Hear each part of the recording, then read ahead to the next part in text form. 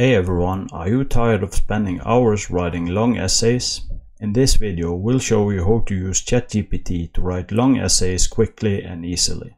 Don't forget to hit the like button and subscribe to our channel for more great content like this. First, log into the ChatGPT platform and type in a prompt or topic for your essay.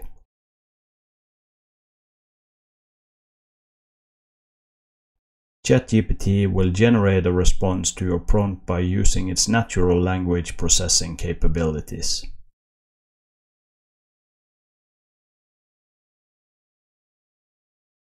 Next, review the text generated by ChatGPT and make any necessary edits or revisions to ensure that it meets your needs. You may need to refine your prompt or provide additional information to get the desired result.